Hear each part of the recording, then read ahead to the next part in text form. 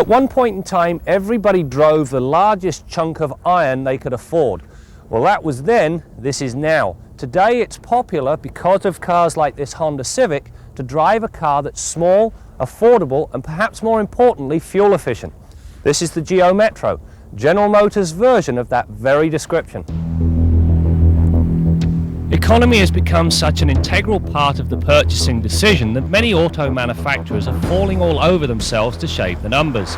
In the Geo Metro, the quest for economy starts with the engine.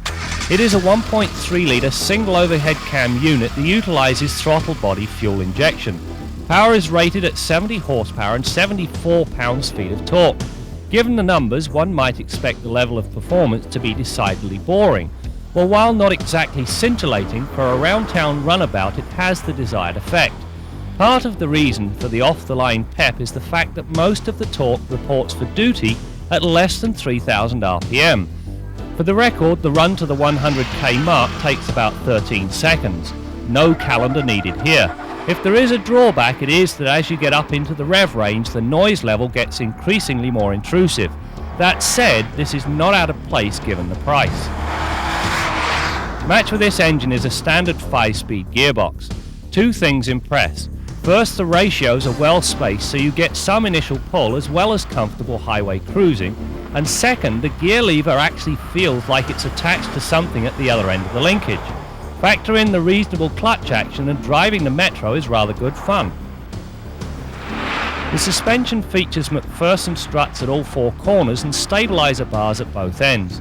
The degree of comfort is acceptable. While large road irregularities are absorbed in fine fashion, some of the small ones find themselves straight back to the occupants. In the handling department, the Metro surprised. Having thrashed it around a track, the Metro hangs in there fairly well. There is body roll and there certainly is understeer, mainly because of the skinny 155/80 tyres. However, both are manageable.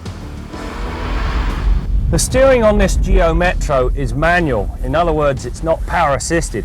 Now, whilst you're out on the open road, it's not a problem because the on-centre feel is reasonable and you don't have to exert that much energy.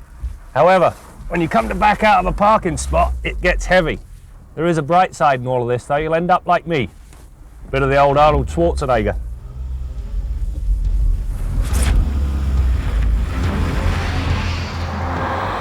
Stopping power is supplied by a power-assisted front disc drum design.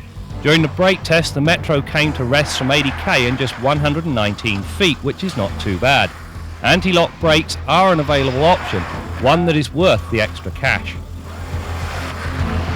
Given the exterior dimensions of this Geo Metro, you'd expect the rear seat to be rather cramped. Well, far from it.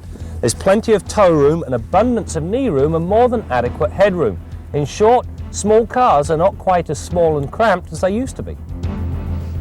Inside, the Metro is nicely finished. The seats are well shaped and offer a high degree of support even if the seat base is on the short side. The instrumentation is analog, although given the manual box I would like to see a tachometer. The heater controls are of the slide variety and sit high up in the centre of the dash.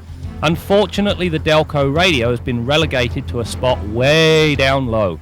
Elsewhere, the driving controls are certainly well placed, and this holds true for the manual mirrors, locks and windows. The trunk is quite spacious, features a bumper-level liftover, split folding rear seats and an interior remote release. On the safety front, the Metro offers dual airbags, available ABS and child-proof rear door locks.